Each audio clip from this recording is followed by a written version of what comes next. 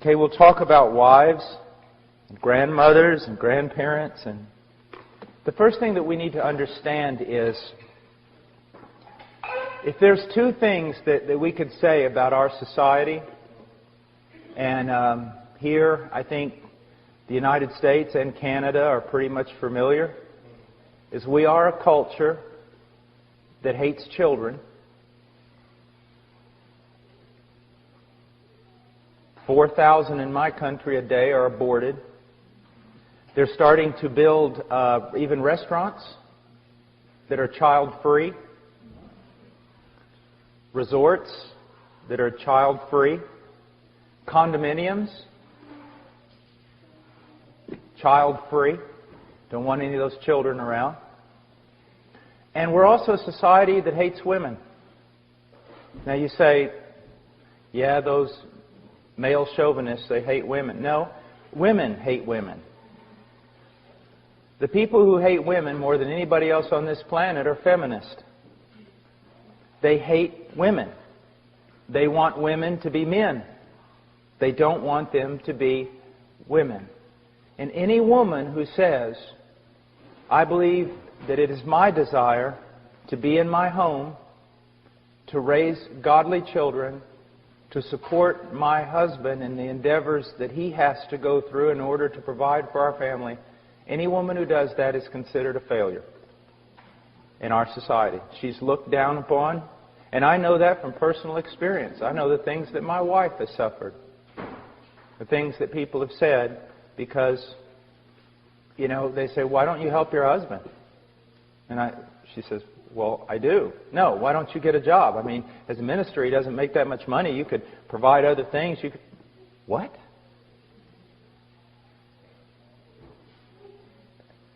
Now, we're going to look at a few things that are very, very important. First of all, if we go to Genesis,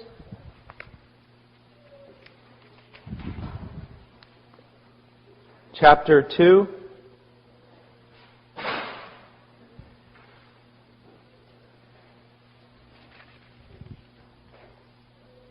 Says, let's go to chapter 1, verse 27. God created man in His own image. In the image of God, He created him, male and female. He created them. So we see here that both man and woman were created in the image of God. And both of them have an equal standing before God. The roles that they play in the marriage has nothing to do with a lack of equality. When we will get to the point where it says that a man is head of his home and a wife is to live in submission to her husband, it does not mean that the wife is less than her husband. It does not mean that. If you think it does, then guess what? You've just destroyed the Trinity. Because did not the Son submit to his Father? So did that make the Son less than his Father? If you say yes, then you have just committed heresy. Within the Trinity itself, the Son submitted to His Father. And yet the Bible says the Son and the Father are one and they are equal. So my wife and I, we are one and we are equal. We function in different roles. Okay? Now today everyone says, no, if you've got to have the same role or you're not equal. That's why there's this push by feminists, and they've won the day, to be honest with you. They've won the day, that women ought to be fighting on the front lines.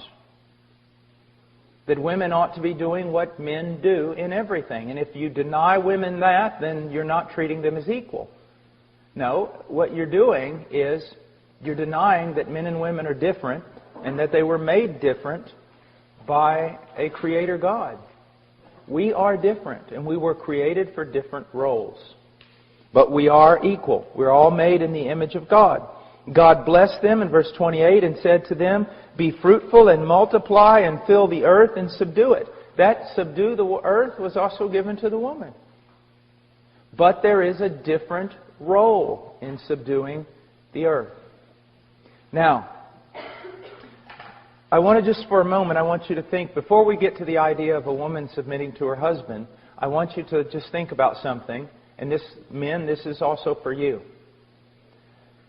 let's say that there is a woman who looks at the biblical command of a woman submitting to her husband, and then she looks over at her husband.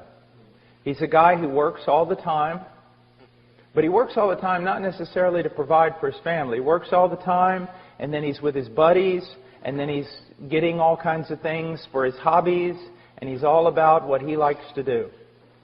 And in doing all the things he likes to do with all his buddies, he's basically neglecting his wife and his children. And a woman looks over at that and says to herself, I got to submit to that?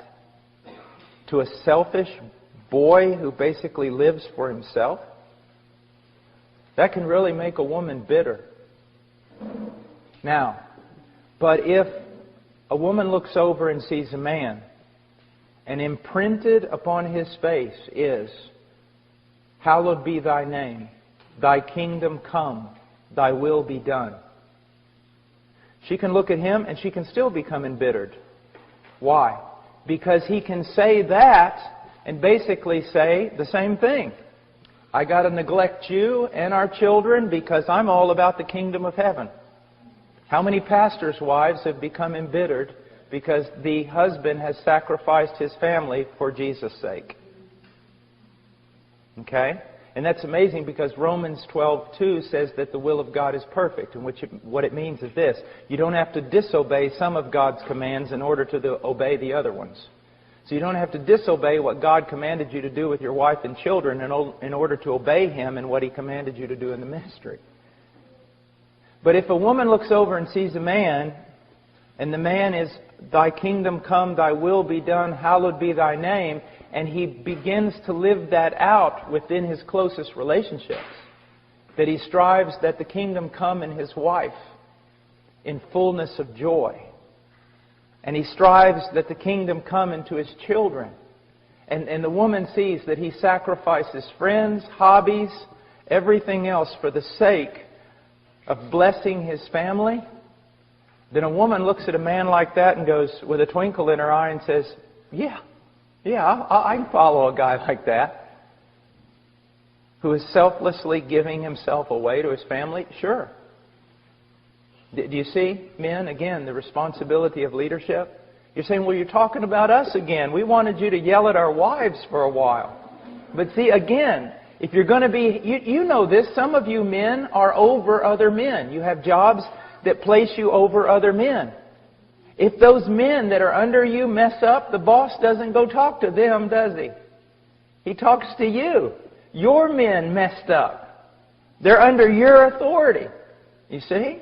It's the same way. And so, this is something that is extremely important. Now we get to verse 23 of chapter 2, and he says, and man said, this is now bone of my bones and flesh of my flesh. She shall be called woman because she was taken out of man.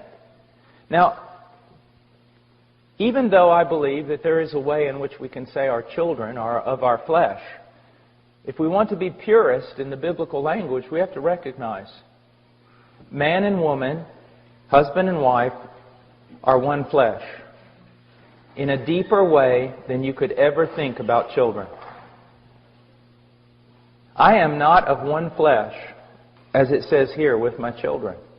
I am one flesh with my wife. Now, someone can think that they've been a wonderful mother even though they've been a failure as a wife, and that's not true. If you've been a failure as a wife, you've been a failure as a mother. Now, I have a friend in Peru who's very bold, and on Mother's Day, that's what he preached.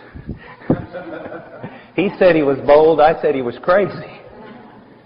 But the greatest thing that my wife can do for her children is to love her husband and respect him. Why should children respect their father when they see that the mother doesn't even respect their father? Now, so we're one flesh. It's the highest and most important relationship. And I am not a good father if I jump over the mother and dedicate myself to the children, which is very easy to do. Now, men, one of the things that, again, is very important is oftentimes, as men, we're usually a bit more independent. And so, And some of us very independent. So we think, I'm handling my spiritual life. I'm an adult. My wife ought to handle her spiritual life too. Well, even though your wife may be very godly, she was not created for that. She is a woman who can grow before the Lord in her own right without us. That is true. But she was also made to grow with us and under our guidance and under our example. And when we neglect that, we are neglecting something that's very, very important. The fact that men and women were made by God to be different. Now, why did He make us this way? Because marriage is not ultimately about marriage. Marriage is ultimately about us representing the relationship between Christ and the church. Can the church grow independently of Christ? No. Women were created to grow with their husband, with the help of their husband, under the tutelage of their husband. That does not mean he lords it over her or he knows more than her, but she was just made for that reason. You leave her alone or think that she's strong and can make it on her own, which is oftentimes my sin, and you're going to mess up the whole thing of what God is wanting to do. Okay? Now, we go on and let's go ahead now and go to Ephesians 5.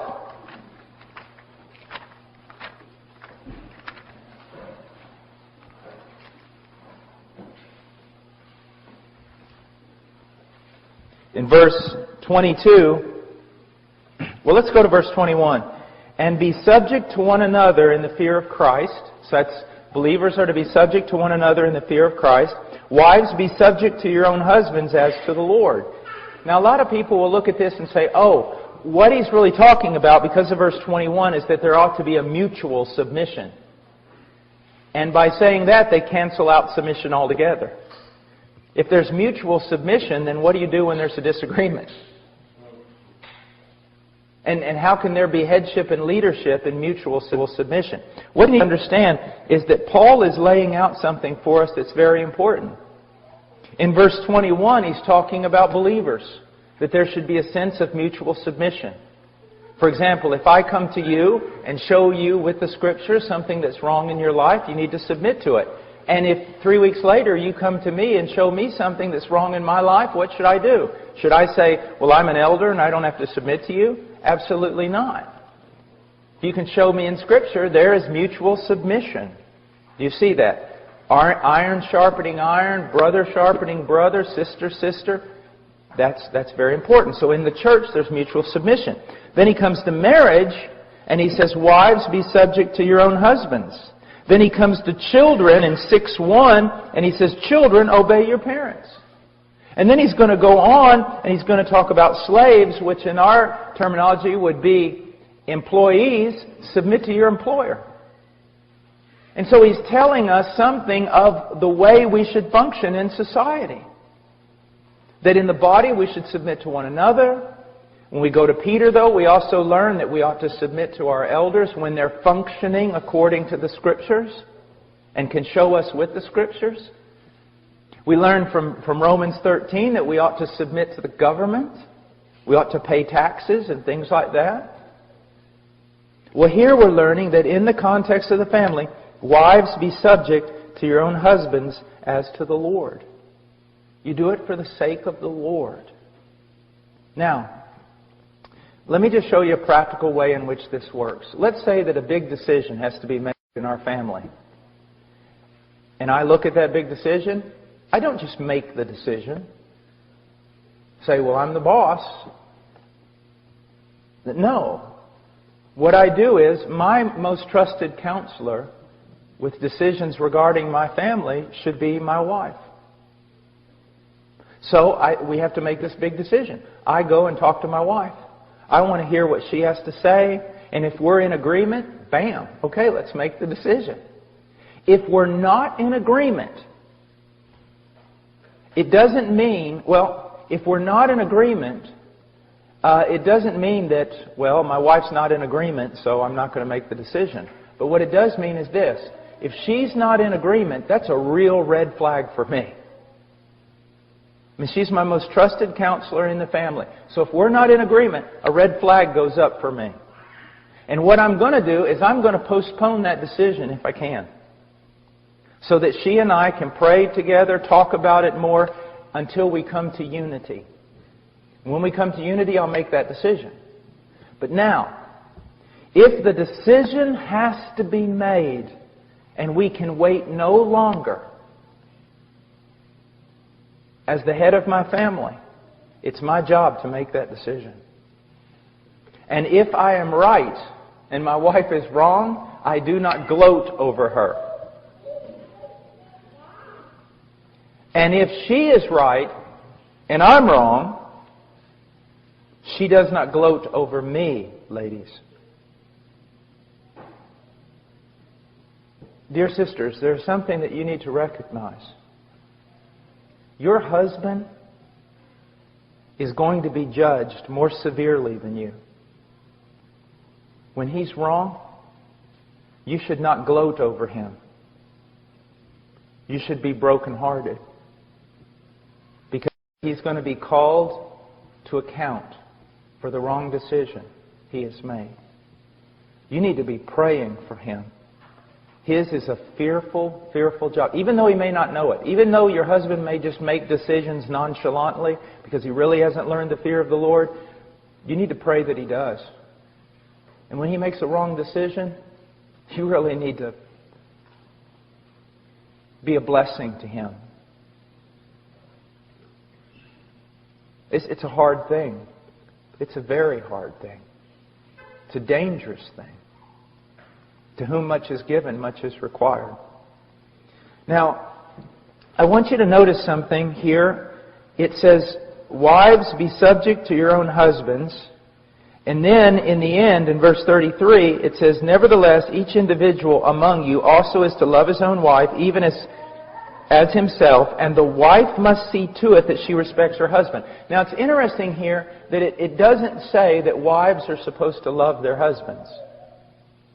It says they're supposed to submit to them and respect them. And it's interesting that here it doesn't say that husbands are to submit to and respect their wives, but they are to love their wives. Now, that does not mean that husbands are not to respect their wives or that women aren't to love their husbands. That's not what it means. But it does tell us something that's very interesting. I do not need my wife to call me 3 times a day and say, honey, I love you.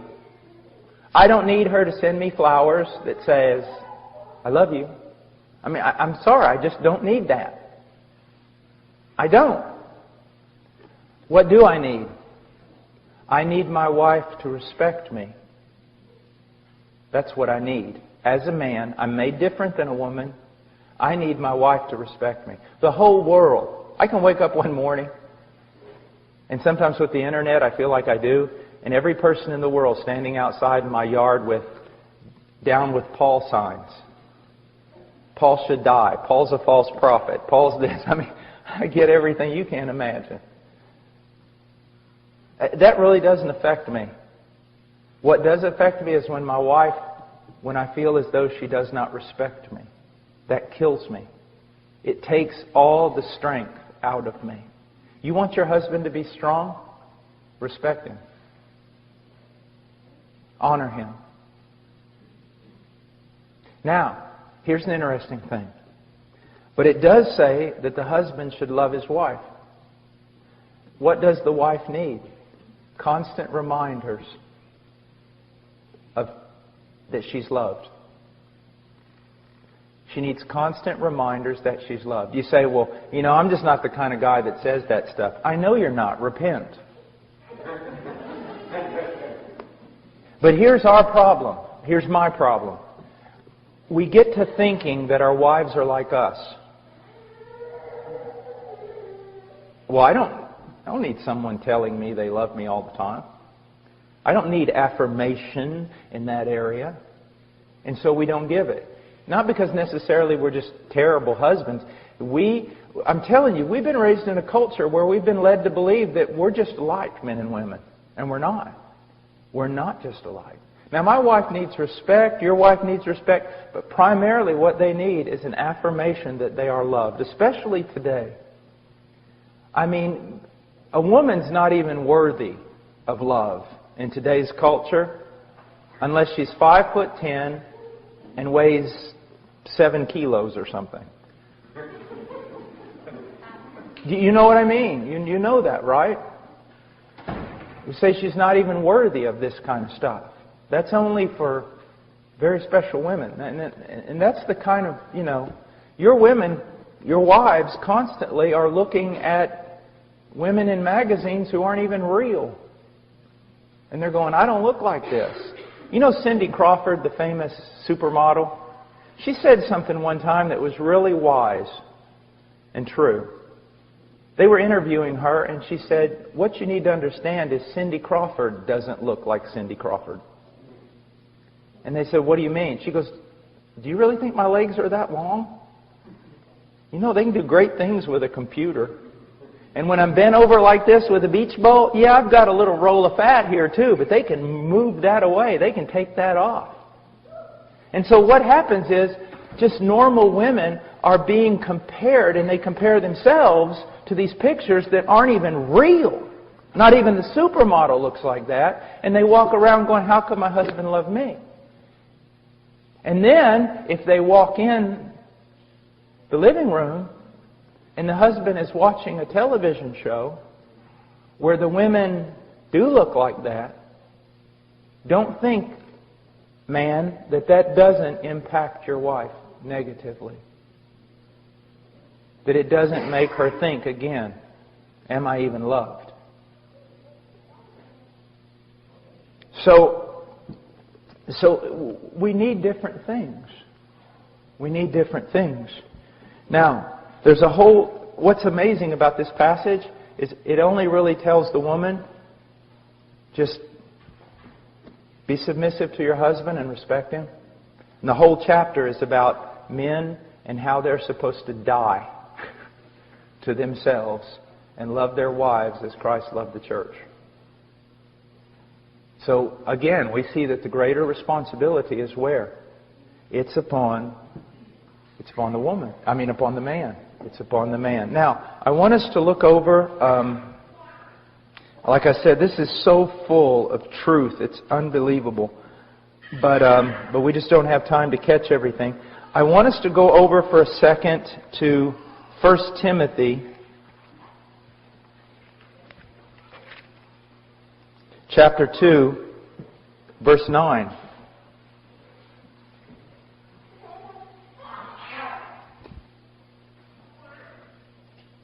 Likewise, in verse 8, Paul says, therefore I want men in every place to pray, lifting up holy hands without wrath and dissension. All right, now notice, men are prone towards wrath. Impatience, anger, fighting, dissension, this type of thing. Then he goes on, he says, I don't want that out of you. I want you lifting up holy hands. I want you living a life of prayer. I want you to be in unity in your prayer. But now he goes to 9, he says, likewise, I want women to adorn themselves with proper clothing, modestly and discreetly, not with braided hair and gold or pearls or costly garments. Whoa. Well, hold on there. And this is something, I'm going to be very honest with you, that my wife and I have been, we've really been struggling with this. Not that we don't want to obey it. We want to make sure we know what it means. Because what does it mean? Because we've been given some terms here, and they're not, we almost look at this and say, why didn't you give us more? Give us a rule. Give us, something that we can just follow. But I want you to look at some things. I want you to see, first of all, likewise I want women to adorn themselves. Now, he wants women to adorn themselves. Okay? So adornment's not bad. But that adornment, we're going to see, is in verse 11. In verse 10, it's good works, godliness, a quiet and submissive spirit. Now, but let's go on. He says, I want women to adorn themselves with proper clothing. That tells me that there is clothing that's improper for a Christian woman. All right? I mean, that's just logic. There is clothing that is improper for a Christian woman. Now, he says, the clothing must be modest. Modest. This is very important. It's literally proper clothing with modesty is the way it goes in the original text. So, with modesty. My wife has a really good thing that she says, and she goes, if your clothing is a frame for your face from which the glory of God is to shine, it's proper. If it draws attention to your face. If your clothing draws attention to your body, to outline it, to make it noticed, then it's sensual. It's sensual. What you're doing is wrong. Now, I want to step off for just a second. Women, you need to understand something.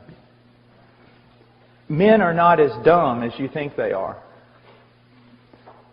My wife and I have a friend in Illinois, and she's a very pretty lady. Very pretty. And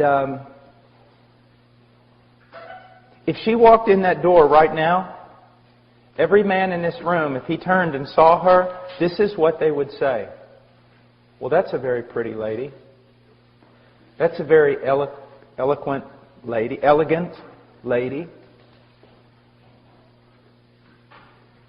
That's a beautiful lady. And that's what they would think. But ladies, there are also women that aren't half as attractive as that lady I just described to you, either in their face or in their body.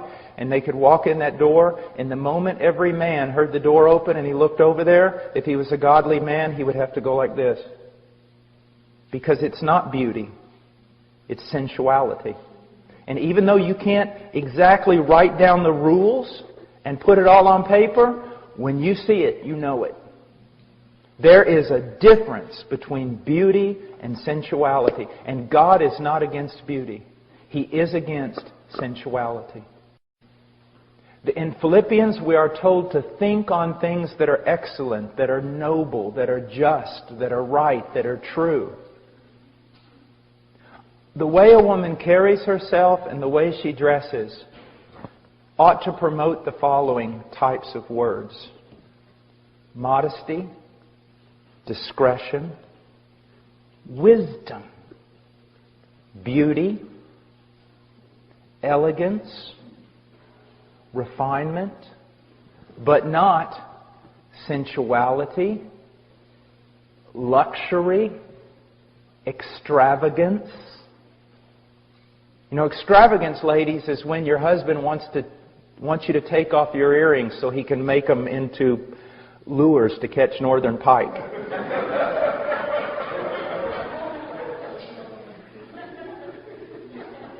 Now, ladies, this is, I've been giving your husbands a lot of tasks. Let me give you one. Seek to find out what this means and go wherever the Lord shows you.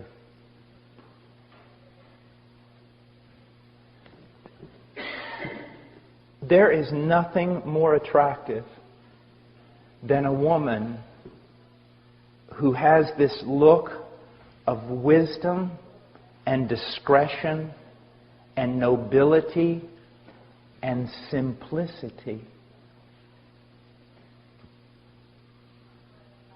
Simplicity. It's just a simple beauty about her. Now, I was teaching in Romania, I guess it was about 2 years ago, and I was at a university. I think it was Brașov, University of Brașov, I think, or something.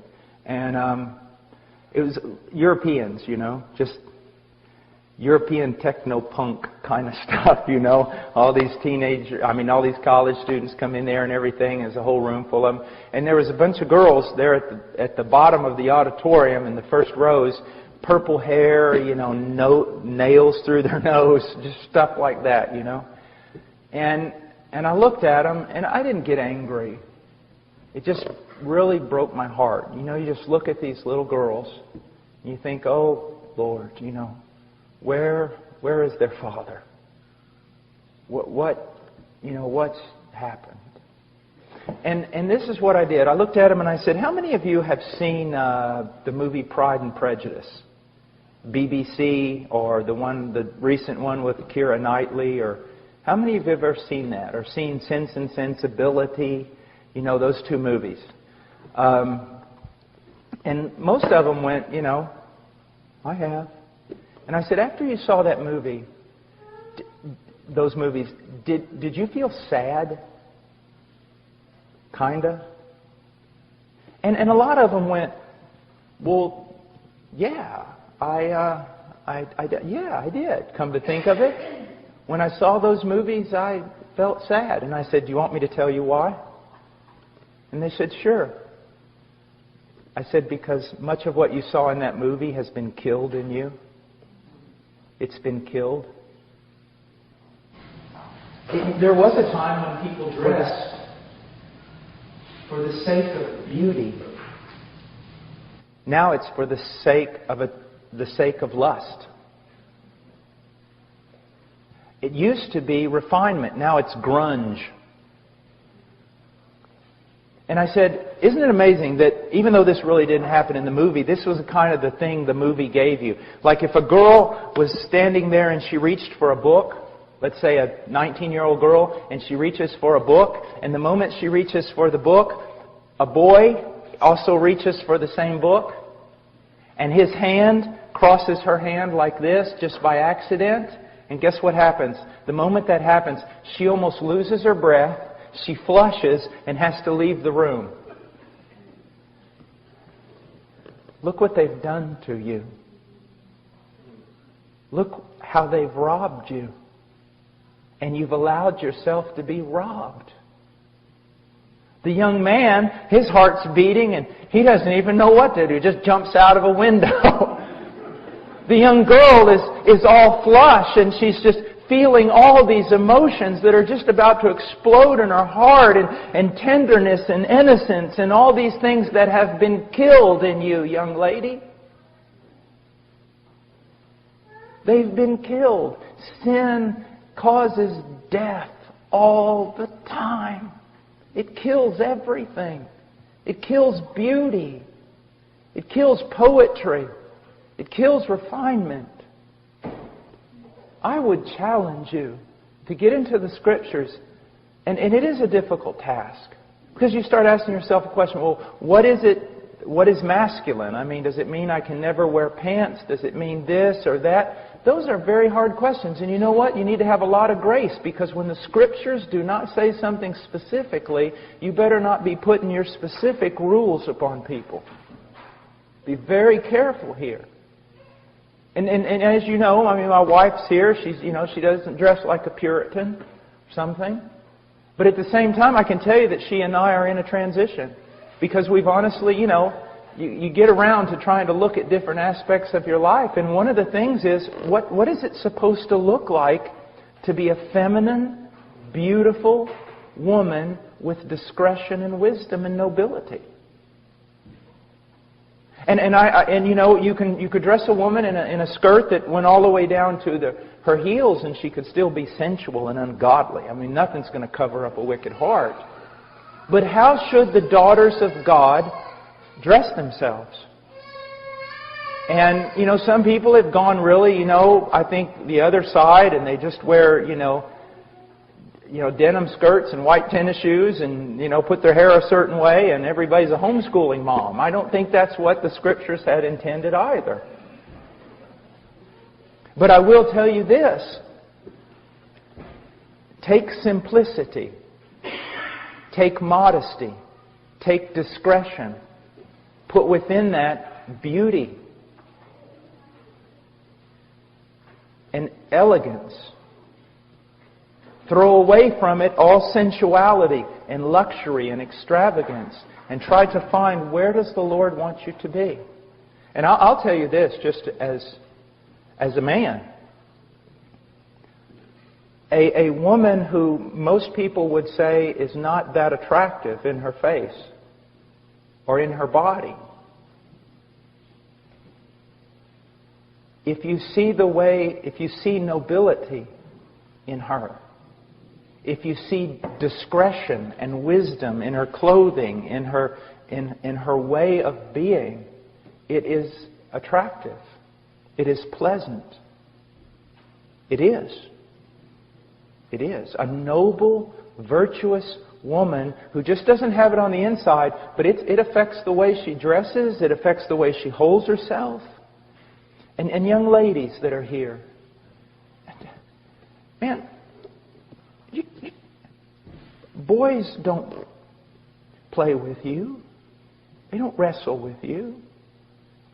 They don't come up and grab you around the neck. They don't do all these kinds of things. You are very special, very proper. Not in that wrong sort of way. There's a dignity to you. So don't allow the world to tell you how to dress because they just want to make you sensual. Don't tell people how don't let people tell you how boys are supposed to treat you. Let God tell you. And you demand that.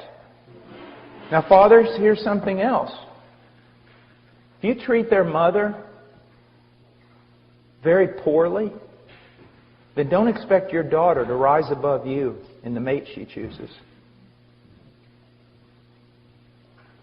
She needs to be able to look at you and then look at all these 20-year-old boys that haven't got, the brain God gave a goose. She needs to be able to look at them and go, you do what? When that boy says, I love you. You what? Love me?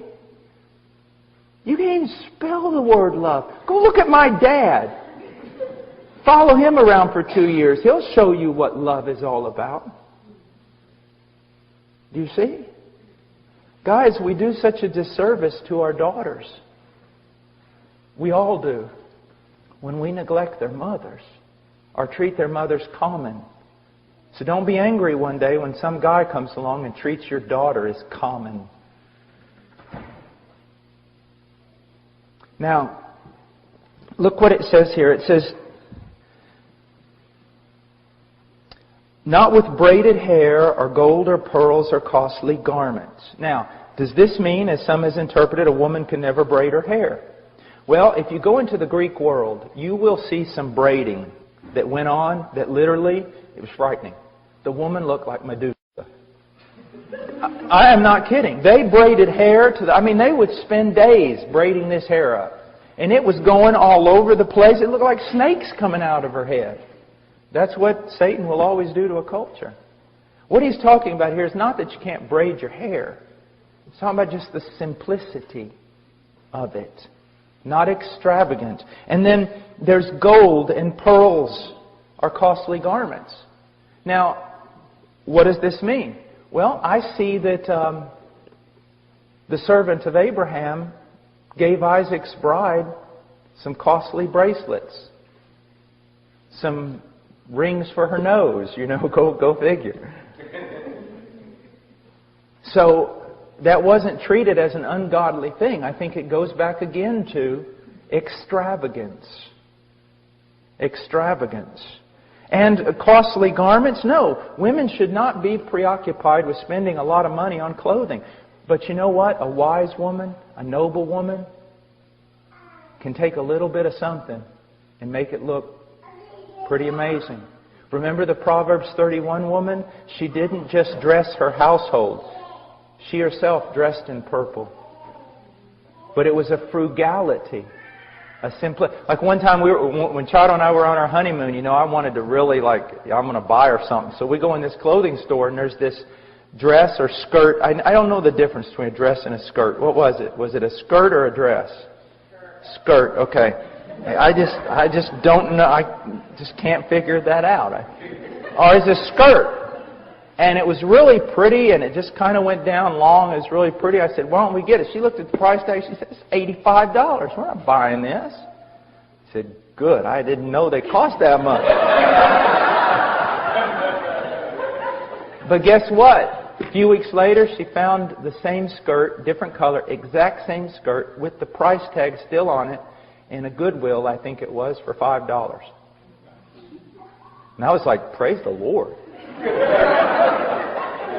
You know, I'm like, here, honey, here's $10. Don't spend it all in one place.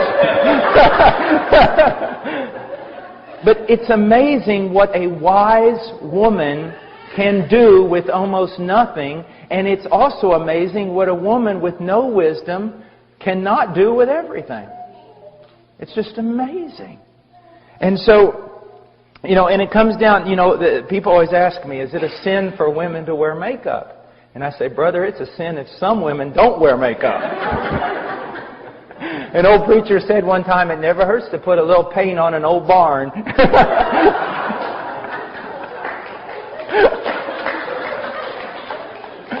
But now, here's the point again. You can see when a woman uses makeup and there's discretion. And you can see another woman that looks like she just lost a paint gun war. You know, and that's just what it comes down to. And then there needs to be a lot of grace when you make your decision. I remember one time I preached in Romania, and God had really moved and saved a bunch of people, and the meetings were all extended. And then the next year I came back and I brought my wife. My wife had some little earrings in and things like that. And this Romanian woman walked up and she goes, Brother Paul, you preach power of God in your life. How could you be married to a woman like this? And I was like, I'm stepping back because there's going to be a fight. And my wife was so wise. She got her in a headlock and pounded. No, I'm just kidding. This lady who said this was about 25, 30 years old, 25. And she looked just haggard. But, I mean, in her face you could see she was an attractive lady, but she was just haggardy. I mean, just morose. And my wife goes, do you have a picture of yourself? The lady goes, yeah. Before I was converted. Charles said, can I see it? Lady said, yeah.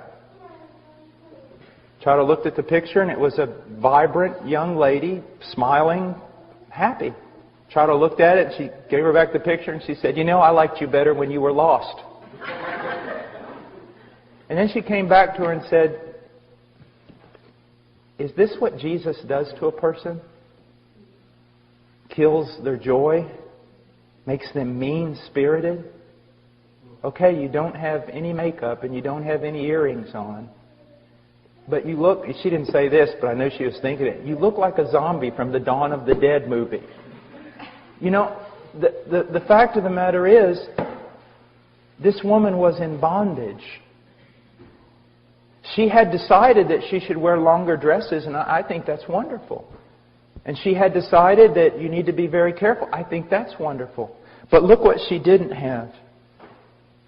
She didn't have the good works as is proper for women making a claim to godliness. She didn't receive instruction well, and she wasn't submissive, and she didn't have a quiet spirit. I mean, there was just no joy. There was no fruit of the Holy Spirit. So see, you can go through your wardrobe and decide what's decent and what's not, but if inside your heart is not right, you can't cover up your sin. You can't. Now, I want us to look over at 1 Peter chapter 3.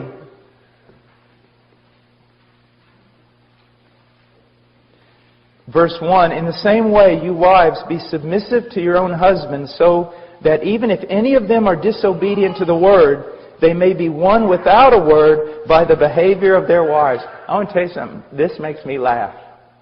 You think God isn't all wise? God, look what He says. He says, if any of them are disobedient to the word, He said, wives, they may be won without a word. How do women seek to change their husbands? With their tongue. With their words, isn't it? I've even seen women, husband, I'm telling you, you are going to be the leader of this home. Now get up and lead. And I'm going to tell you how. I mean, just fighting with their husbands constantly. You are not going to change your husband with your tongue. You're going to change him with your behavior. Let me give you an example. I come home from work, and it's been a bad day. And I'm thinking about only one thing. Me. All right? And I deserve it. I have suffered all day working in the mission. Things have gone bad. I've had to fight the devil, hell, and everything else. And I'm coming home, and things need to be right. And I come home, and they're not right. Now, usually my house is clean, and usually there is food ready and everything else. But I come home this particular day, and it looks like Godzilla came through my house. And I say, honey, what's the deal? I mean, I'm out there fighting the devil all day, and I'm supposed to come home to an orderly house. And she spins around and looks at me with a fire in her eyes that would make a grown man run back to his mom. And she starts, what do you mean coming in here? You don't know what I've got to deal with. And you out there all day doing this. And yeah, you went to lunch. Yeah, and you did this. But I'm stuck here and I'm homeschooling. And the moment she does that, it's the fight is on. Now, I know none of you ever deal with anything like this. But the fight is on. And guess what? Both parties are justified in their own mind. They are totally justified. And no one is ashamed for their ignorant, foolish, ungodly actions. But now, let's replay it. And I come home and I'm still all about me. King me. And I come home, the house is messed up, and there's no food, and Rowan is crying, and all these things are going on. And I say, look, I mean, I'm out there all day preaching the gospel, doing things. At least I could come home and have a little peace. I'm making this up because I never do things like this. And my wife turns around and she goes, Paul, I am so sorry. Some sisters, one sister has, I've been on the phone almost all day trying to figure out a problem with a sister in the church, and Rowan is sick, and I've just had to let things go. And I'm sorry, just give me time and I'll get things in order. When she does that, this is what I do.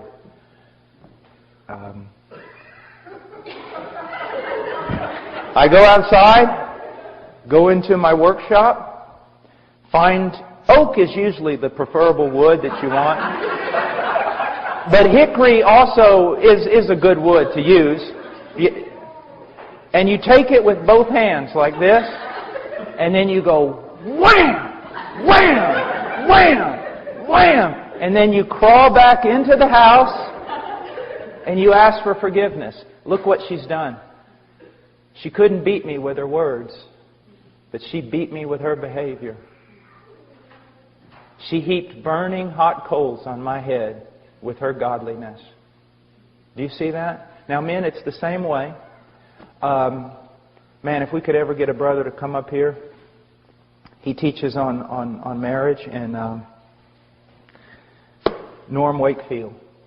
And he was teaching me one day, and he said, Paul, when I'm preaching, and God's really moved or something's happened, and I drive home, he said, I'm preparing myself because I know when I open that door, I am hoping my wife will realize I've just come from a tremendous week of battle and that she'll meet me at the door and just be a blessing. He said, Paul, I know it's usually not going to happen. I know some things are going to be going on. Now you can say it's the devil, that the devil's got my whole house upset and my wife's going to open the door and she's going to be immediately telling me problems. She's going to ignore my needs and everything else. And he said, but it's not the devil so much as it is God. And what God is doing is He's allowing the devil to work to stir up my house so that when my wife opens that door and she does not receive me with pleasantness and she doesn't appreciate the battles I've been through, God is giving me at that point an opportunity to be like Jesus. To love like Jesus. You see that? So see, it goes both ways. Now let me give you an illustration. If you go to Europe, one of the things that you always got to see are castles. I mean, they're just unbelievable. There's something unusual about castles. The front door of a castle is like really big on the first floor. I mean, it's huge. I mean, 25 guys walking abreast can go through that door. It's a big door. What's amazing, you go up to the second floor and the stairway is about this big.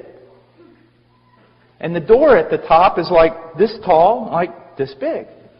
You're like, man, if that wasn't an architectural oversight, why did they do that? Well, here's the way. Here's the reason. Let's say that there's a bunch of people in the castle, and they're in there locked up because there's an army, a gigantic army outside the castle. Well, that gigantic army, it storms that door, the first door, and 25 men leaning against that door, and they push it in, and here comes the whole army floods into that first floor. And let's say there's only 10 people in that castle. But the army's 300 men. And they've just busted through the door. All the people in the castle, the 10 people, they run up that narrow stairway. Now here's what you need to understand. That stairwell is so narrow that it just takes one man with a lance at the top of that thing to hold off an army of 300 men. Because all 300 of them can't get up there. Only one at a time. I just described your marriage. Women, your husband is sitting in his castle, and he's just having a good old time. He's sitting in his lazy boy chair. He's watching football or a hunting program. And you have had enough. All right? So you storm the castle door. And what does he do? He does what every man ought to do. He runs. He runs straight up those stairs.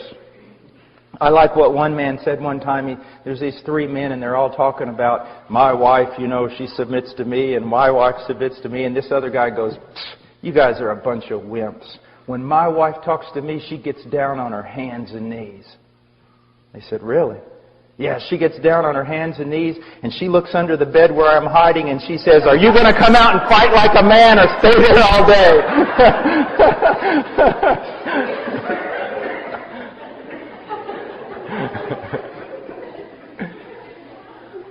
But here's the thing, wife.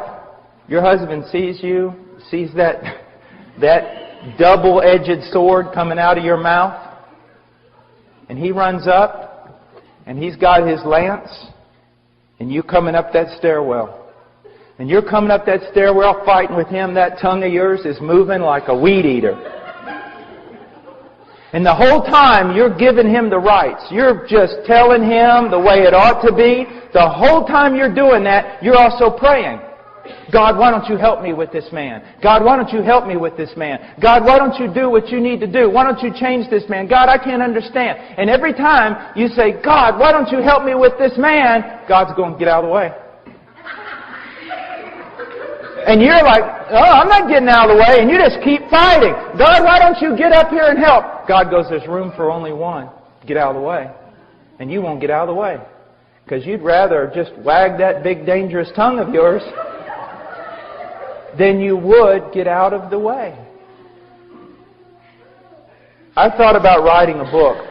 I'm still thinking about writing a book to wives on how to act in such a way so that God will kill your husband. I'm just afraid it'll be a bestseller and we'll have a lot of men dying. But you remember what God says in Romans 12, give place to the wrath of God. Get out of the way. He says, don't deal with your enemies. Don't fight fire with fire. If someone does evil to you, don't do evil back. Just get out of the way. And what God is telling a woman is this. Continue in your godliness. Continue in your quiet spirit. Seek to honor Him as much as you can. And call out to me. And I will be your help in the day of trouble. God changes people. And this works the same way with husbands. Except more so. Husbands, you are called. The wife is never really called to be an example to her husband. But the man is called to be an example to his wife. You want your wife to change? Be an example. Be an example. And brothers, you know, I hate teaching this because it just points out my own errors. But I'm not teaching it because I live it perfectly. I'm teaching it because it's true and I need to hear it every day. And so do you. And ladies, it's the same thing. So do you. You need to hear this. He says, without a word by the behavior of their wives, as they observe your chaste and respectful behavior. Again, look at this. Your adornment must not be merely external. And the word merely in Greek is not there. But he's saying your adornment must not be external, braiding the hair and wearing gold jewelry or putting on dresses. You know, this comes out of, in a sense, of Proverbs. A woman without discretion, even a most beautiful woman without discretion, is like a gold ring and a pig's snout. And young guys, listen to me. Do not... If you are led into marriage because of the sensuality of the girl, you will hate yourself in the end. You will hate yourself. But if you're led into it by her virtue, her intelligence, her godliness, you will find a mate for life. Now, he says, but let it be the hidden person of the heart with the imperishable quality of a gentle and quiet spirit, which is precious in the sight of God. Women, I've seen women, act like street brawlers. Come on, you want to fight? Is that all you got? No, that's not the way they're supposed to be. A gentle and a quiet spirit is the thing that will most disarm your husband. Now, again, let me say this. I'm talking in regard to just a normal marriage with its normal problems. I'm not saying that a woman who has a violent husband who's putting her life in jeopardy ought to just stay there and be a punching bag. Not at all. And the pastors and elders should not just stand there and say, you need to go back to your husband. They need to protect this woman. She's a daughter of God. They need to treat her as their own daughter. And those pastors, if there's a sister in the church being abused by her husband, they need to stand in even if it means they get punched. It's what pastors do. Or it's what they're supposed to do anyway. Just find it amazing how many pastors will send women back to a horrible, abusive relationship and tell them to do the will of God and do nothing to protect them. Jesus never called us to that kind of absurdity. But in a normal relationship with our normal problems, just getting mad over nothing, like most of us do. Now,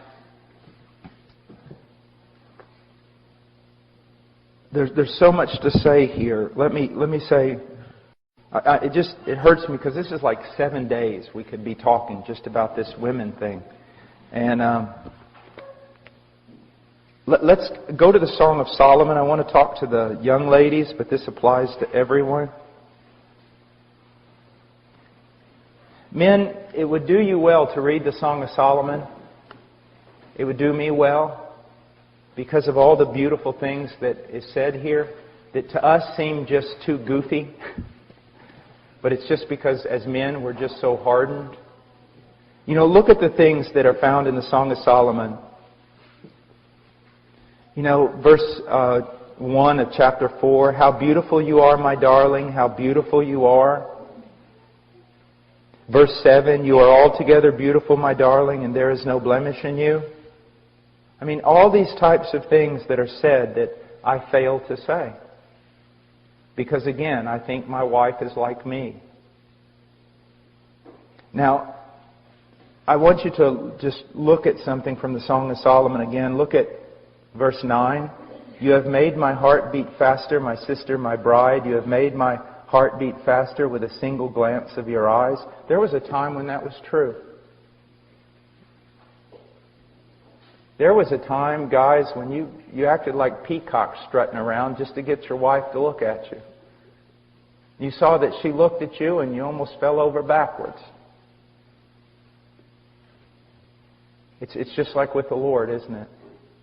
When we first met the Lord, and if He showed us anything in His Word, we were so excited we didn't even know what to do. And now He shows us things we don't even want to hear. There's something terrible about being in a relationship when it turns common. Now, another thing I want you to look at here in verse 9. He says, you have made my heart beat faster with a single glance of your eyes, with a single strand of your necklace.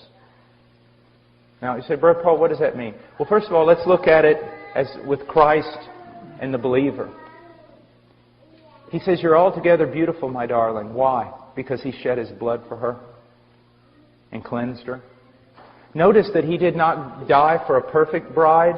He died for a soiled one, and He made her perfect. Husbands, that's a good thing, isn't it? It's a very good thing. Also, husbands, you think your wife doesn't love you like she should? Guess what? It's your fault. You say, why is it my fault? Listen to what the Bible says. We love Him because He loved us. It's not that we loved Him, but that He loved us. And because He loved us, we now love Him. That's the relationship between a man and his wife. A husband and a bride. The church loves Jesus, the church loves Jesus because Jesus loved her first. And the church was won by that love. Isn't that amazing? And he says, you have made my heart beat faster with a single glance of your eyes, with a single strand of your necklace. Here's the problem. She's a shepherd girl. Shepherd girls don't have necklaces. So look at what's going on here. Jesus looks down at His bride and says, you're beautiful. The necklace you have is beautiful. What you're clothed in is beautiful. And guess what? Everything she wears and everything she is clothed in came from Him. So He gave her her beauty. Now, same way, we give our wives their beauty.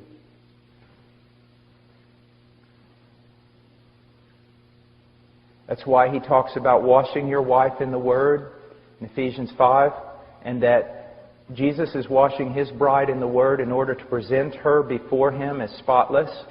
If a husband is not satisfied with his wife, it's his fault, because it's his job to wash her in the Word so that she becomes more spotless and more pleasing to him. It's just like when you invest in your son and he says basically nothing. I said, well, what'd you expect? When we invest little in our wives, we shouldn't demand much from them. Have you ever heard the story about the 8-cow wife? I love this story. This man in Africa, if you want to get a wife, you got to kind of pay for her. You got to give her dad a bunch of cows or chickens or whatever. Well, this one man, he had this daughter, and she wasn't very pretty. And he's like, I'm not even going to get a chicken for this daughter of mine. And she's not pretty at all.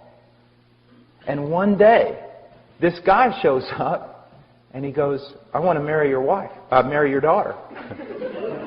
I want to marry your daughter. And he goes, what? He says, I want to marry your daughter. Dad goes, you're kidding, right? No, I want to marry your daughter.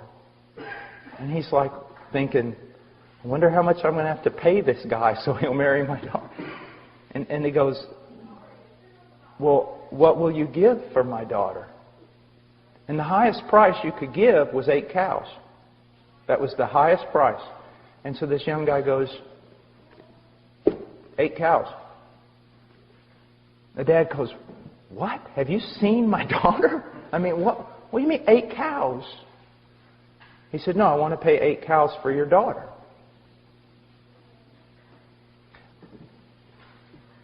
And so he did. And it was the talk of the town. And talk of everybody. I mean, that's unheard of, an 8-cow wife. Guess what? She came to be known throughout all the land as the 8-cow wife. And guess what? She became also the most respected woman in all the tribes. Someone valued her, and she lived up to that value.